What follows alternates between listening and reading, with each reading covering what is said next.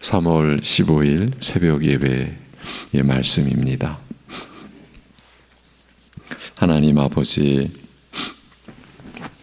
우리를 사랑하여 주시고 늘 지켜주시고 또한 인도하여 주심을 감사드립니다. 오늘도 이 한 주간도 주님의 은혜 안에 우리가 살아감을 잊지 아니하고 어떤 처지에서도 긍휼하심을 받고 때를 따라 도우시는 은혜를 얻고자 그 은혜의 보좌 앞으로 나아가는 우리의 생활이 되게 우리를 지켜 보호하여 주옵소서. 새벽에 은사에 관한 말씀을 이제 배우고 가장 좋은 길 사랑에 대하여 이제 말씀을 보고자 합니다. 우리에게 성령의 진리의 영이신 성령의 인도하심을 받게 하여 주옵소서. 예수님의 이름으로 기도합니다. 아멘. 고린도전서 13장입니다.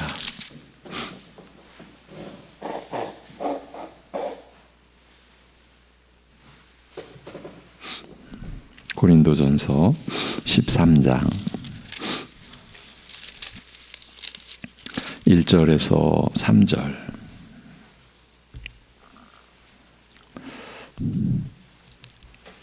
고린도전서 13장 1절에서 3절을 우리 같이 보시겠습니다. 1절부터 3절입니다. 다 같이.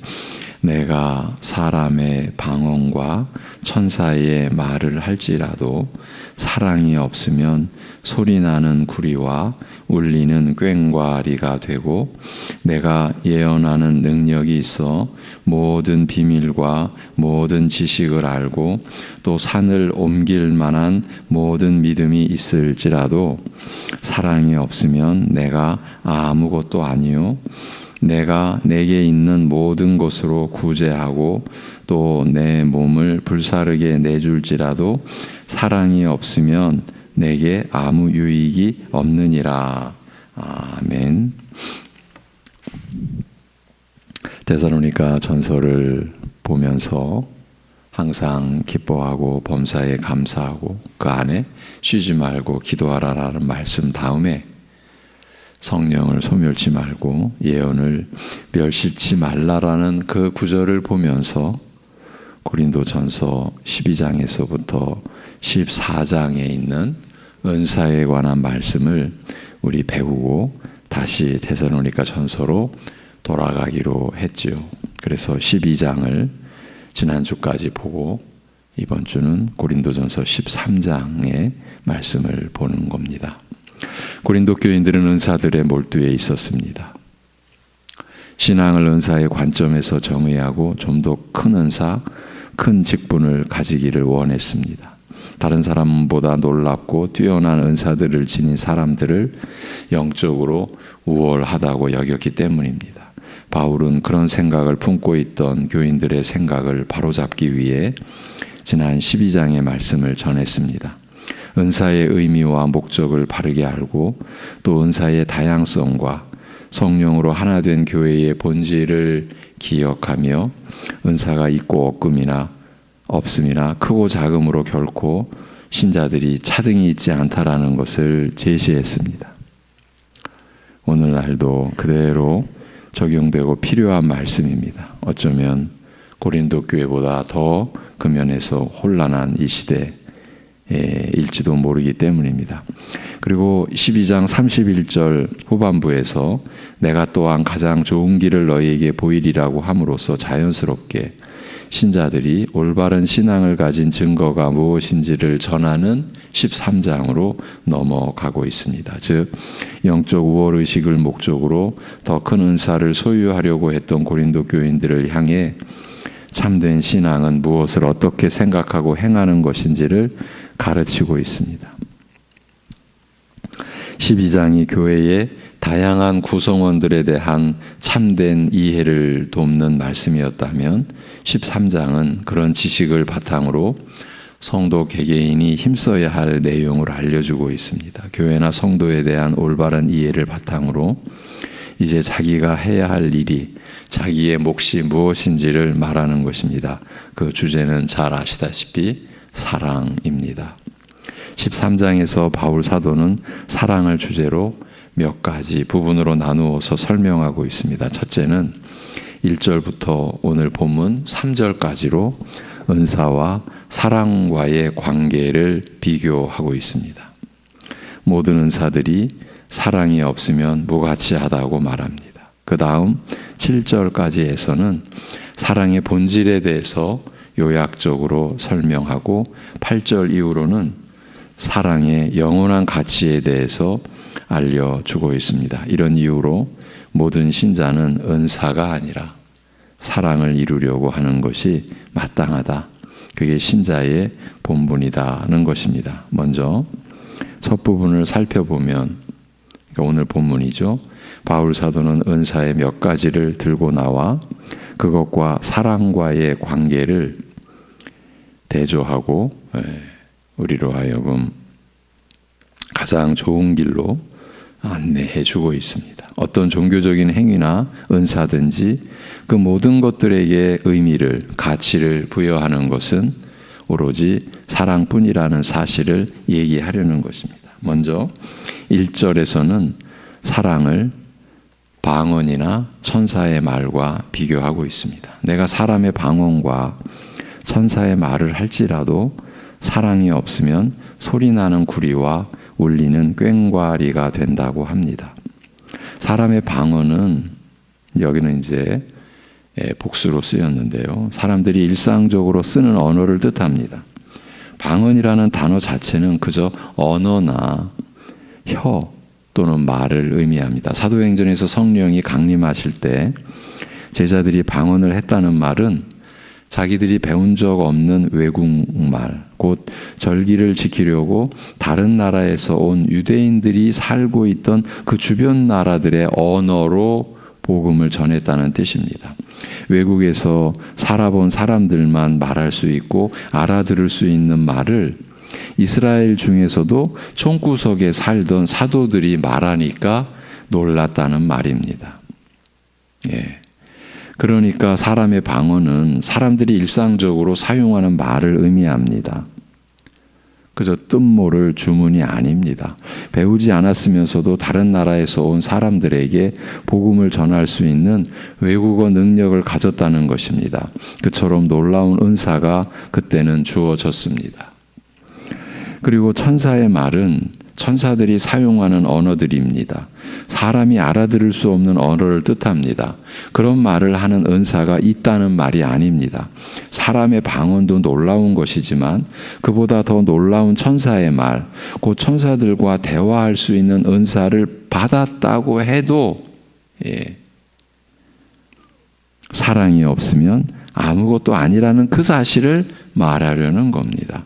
그런 말을 하는 은사가 있다는 게 아닙니다. 다시 말하면 사람들이 배우지 않는 외국어로 복음을 전하든지 아니면 천사가 말하는 듯한 신비한 언어를 사용해 가면서 어떤 종교적인 행위나 능력을 보인다고 해도 사랑을 행하는 것과는 절대 비교할 수 없다. 바로 그 뜻입니다. 올바른 신앙의 본질이나 가치는 사랑에 있지 그와 같이 놀라운 업적이나 이적에 있지 않고 사랑을 행하는 것에 있다는 것입니다. 우리 신자들의 삶을 지금 가르치는 겁니다. 예. 소리나는 구리는 진 같은 악기를 의미하고 꽹과리는 그 당시 신의 주의를 끌기 위해 사용하는 도구를 가리킵니다.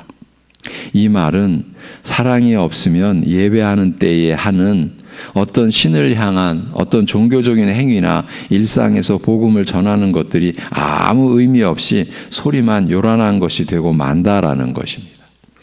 어떤 의미나 생명의 무게가 배어 있지 않고 그저 소음, 시끄럽게 하는 소음이 되고 마는 것입니다. 교인들이 사랑을 배제하고 어떤 종교적인 태도를 취하고 은사를 통해 우월의식을 가진다면 그야말로 아무런 내용이 없는, 그러니까 우월의식이나 그 반면에 열등감을 갖는다면 그야말로 아무런 내용이 없는 영생하는 생명의 어떤 증거도 되지 못하는 거짓 신앙이요 거짓 열심일 뿐이라는 것, 이것을 이제 밝혀준 겁니다.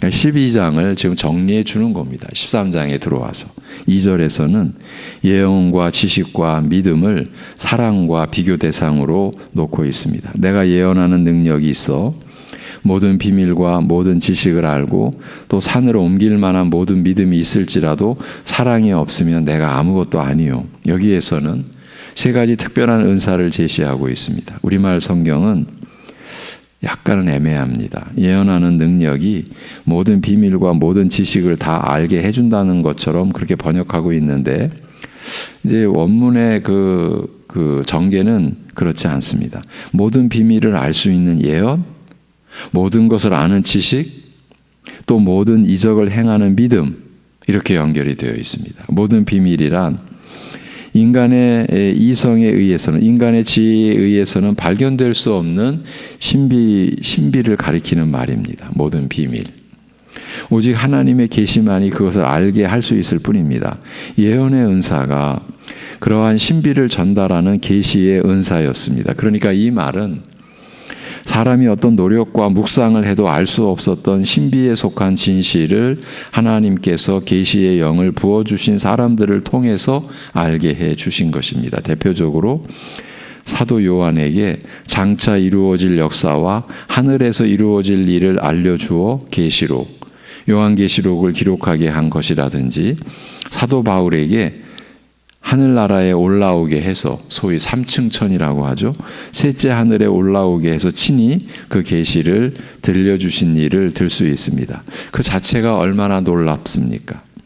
그런 일은 하나님께서 계시를 맡겨주시지 않으면 어떻게 해도 알 수 없는 일입니다. 곧 예언의 은사를 주시지 않으면 사람이 어떤 노력을 해도 가질 수 없는 비밀에 속한 일인 것입니다. 그런데 그런 은사를 받았다는 것과 참 신앙을 보인다는 것과는 다르다는 것입니다. 아무리 하늘에 다녀오고 장차 이루어질 역사를 알게 되었다 해도 성경이 말하는 사랑을 행하는 것이 없으면 그게 아무런 도움이 되지 않습니다. 이걸 밝혀주는 겁니다. 사랑이 없으면 신앙과 아무 관계가 없다. 갈라디아서에서 사랑으로 역사하는 믿음뿐이라. 이제 믿음이 장성해 갈수록, 어제 우리가 배운 말씀대로 죄에 대하여 죽고 하나님을 향하여 그렇게 그 믿음이 성장해 가는 그 열매는 사랑으로서 역사하는 믿음뿐이다. 이렇게 되는 거죠. 그러니까 사랑이 없으면 신앙과 아무 관계가 없는 겁니다. 신앙이 없어도, 구원과 관계가 없어도 그런 이적을 가질 수가 있습니다. 그래서 바울도 그런 점을 조심하고 있다라고 스스로 얘기했습니다. 고린도전서 9장 27절에서 내가 내 몸을 쳐 복종하게 함은 내가 남에게 전파한 후에 자신이 도리어 버림을 당할까 두려워함이로다라고 했던 말씀이 그것입니다. 육상 선수가 어디로 달려야 하는지도 모르고 무작정 달리는 것이 아니듯이 신앙도 유사하다라는 의미입니다. 아무렇게나 열심만 내면 되는 것이 아니고 주님께서 주신 목표, 주님께서 허락하신 경로가 무엇인지를 알고 그걸 확인하면서 가야 마땅하다라는 것입니다. 하늘에 속한 신비를 알 수 있는 계시를 받았다는 것과 참 신앙은 별개일 수 있습니다. 참 신앙은 사랑하느냐, 여기서 말하는 사랑으로, 그러니까 성경이 말하는 사랑으로 사랑해 본 적이 있느냐로 확인됩니다. 주님을 믿고 의지하는 이 믿음이 사랑으로 확인이 됩니다. 그것도 성경이 말씀하는 사랑입니다. 바울 사도는 또 모든 지식이 있어도 사랑이 없으면 아무것도 아니라고 합니다. 지식은 사람이 노력해서 가질 수 있는 진리에 대한 이해나 인식하는 범위를 말합니다. 성경에 대한 정보를 많이 갖는 것입니다.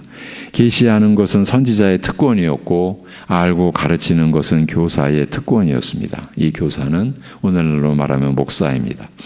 이 지식도 예언처럼 교회 안에서 중요한 은사로 취급되는 것입니다. 14장 6절에서 방언보다 더 중요한 은사라고 얘기합니다. 그런즉 형제들아, 내가 너희에게 나아가서 방언으로 말하고 계시나 지식이나 예언이나 가르치는 것으로 말하지 아니하면 너희에게 무엇이 유익하리요라고 말하고 있는 것과 같습니다. 성경 지식을 뛰어나게 가지고 있다는 것도 은사 중 하나입니다. 사람이 어떻게 노력해도 가질 수 없는 하늘의 신비를 알게 하는 예언의 은사를 받은 것과 조금은 다르지만 계시된 진리를 이해하고 인식하는 이것도 성령의 은사가 아니면 가질 수 없는 일입니다. 우리가 하나님의 말씀에 대한 이해와 깨달음과 그래서 믿음으로 취하는 것도 성령의 은사가 아니면 가질 수 없는 일이라는 것 누차 말씀드려오고 있죠. 우리가 성령으로 말씀을 받는 겁니다.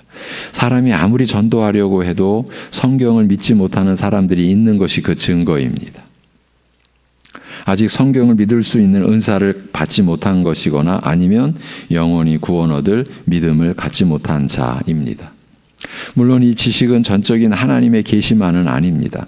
지식은 사람이 받은 은사를 통해 듣고 스스로 공부하고 묵상하는 수고를 통해 배우는 방식으로 가지는 그런 은사입니다. 농부가 종자로 쓸 씨앗을 가진 것과 같습니다.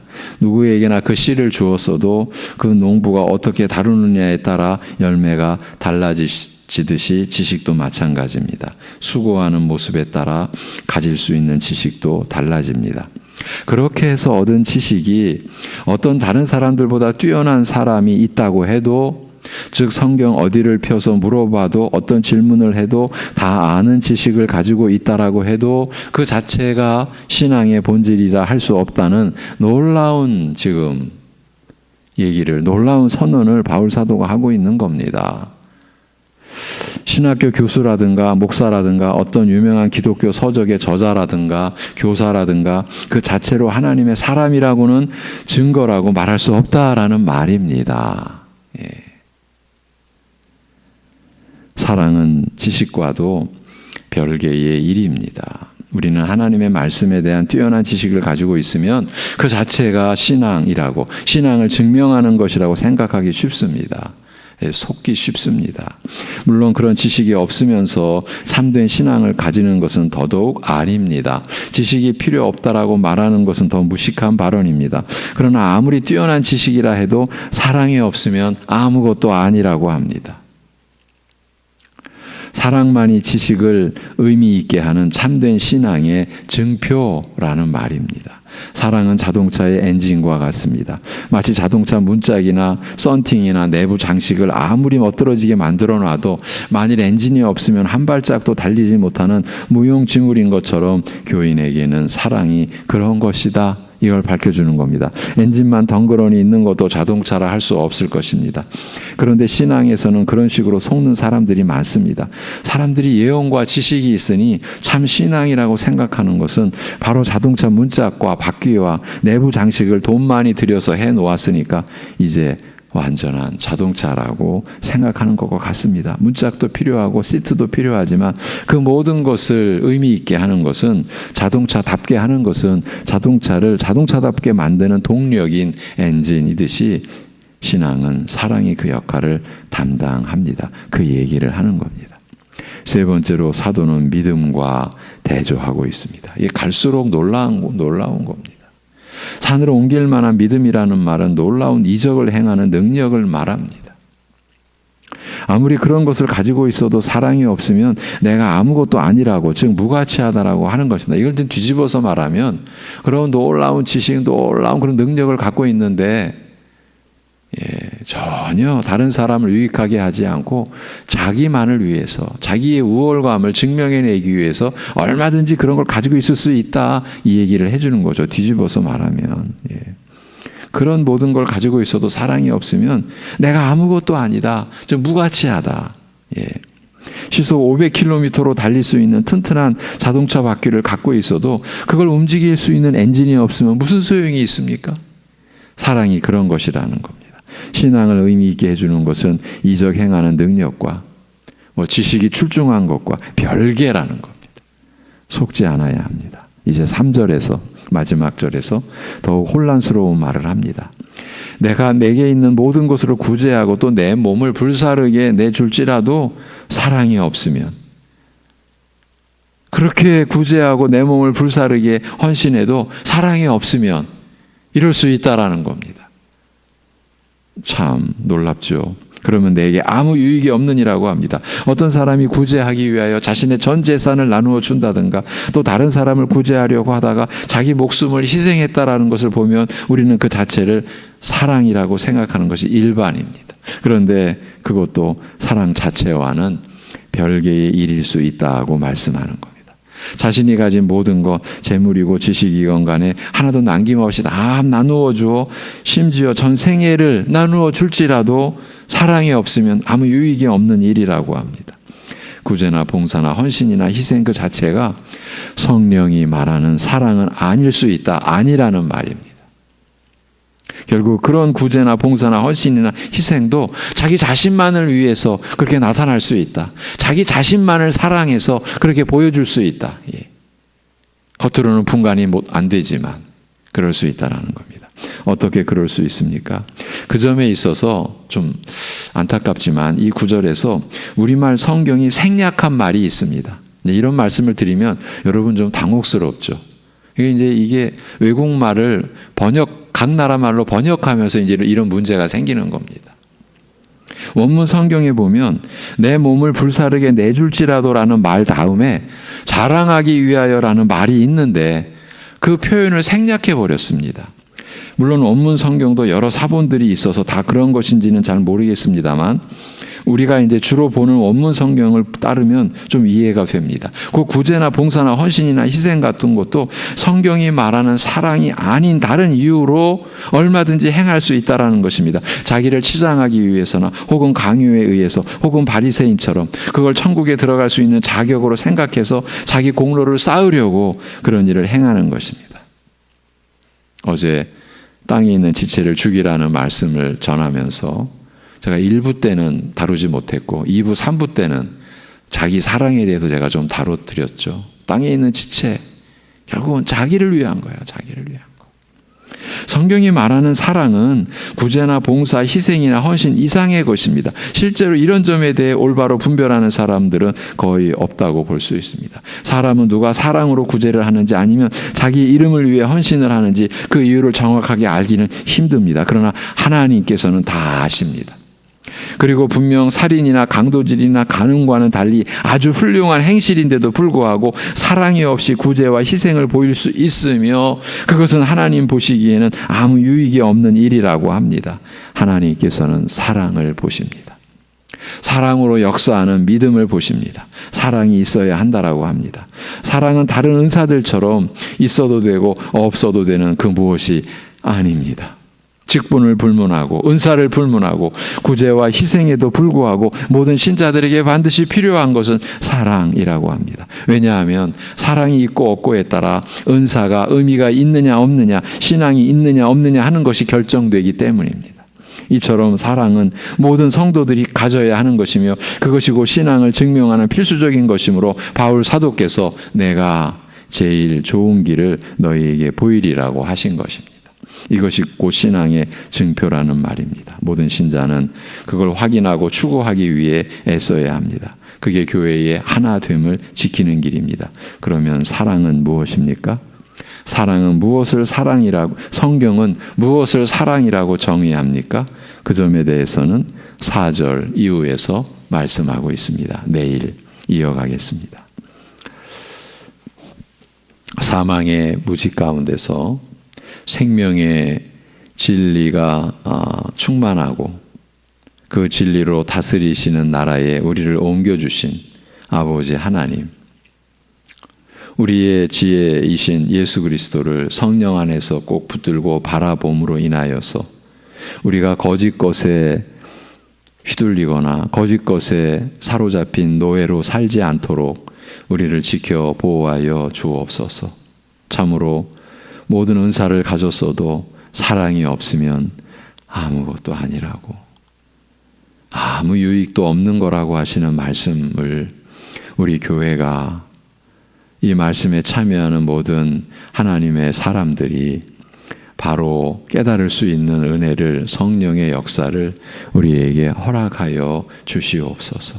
우리가 어쩌면 내용 없는 신앙생활, 본질은 상실해버린 껍데기만의 신앙의 흉내만을 어쩌면 많이 그 흉내만 내면서 우리는 살아왔는지도 모를 이러한 우리의 형편을 이러한 말씀으로 보게 하여 주옵소서. 이제 하나님께서 우리에게 가르쳐 주시는 성경이 말씀하는 사랑에 대해서 우리가 바로 배우고 바로 깨닫고 바로 믿음으로 취하여서 우리가 물론 그 수준은 미약할지라도 많이 부족할지라도 그러나 그 사랑의 본질을 가지고 살아갈 수 있는 우리 교회가 되고 우리 모든 우리 가족들이 될 수 있는 은혜, 그 은혜를 내려 주시옵소서. 신앙을 가지고서도 자기만을 위할 줄 알고 그저 자기 생각만 하는 그것이 도대체 어디서부터 어떻게 잘못되었는지 우리로 하여금 깊이 깨닫는 진심으로 회개하고 회심하는 역사가 우리 안에 일어날 수 있는 은혜를 허락하여 주시옵소서. 하나님 아버지, 이 한 주간도 지켜 보호하여 주옵소서. 멀리서 또 우리 가까이에서 코로나 전염병으로 인한 많은 일들과 많은 고통들이 끊임없이 일어나고 있습니다. 대부분은 알려지지 않는 그 어려움과 그 고통 속에서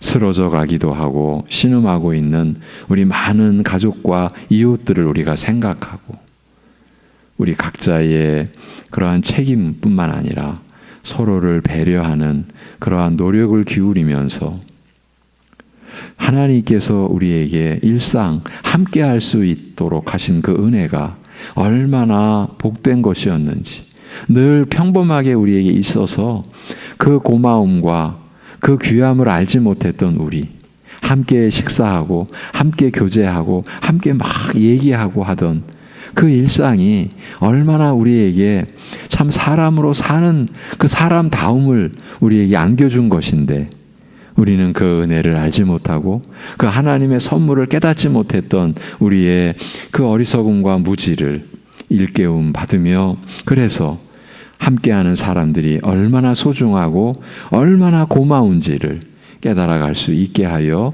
주시옵소서. 우리 주 예수 그리스도의 이름으로 감사하며 기도하옵나이다. 아멘.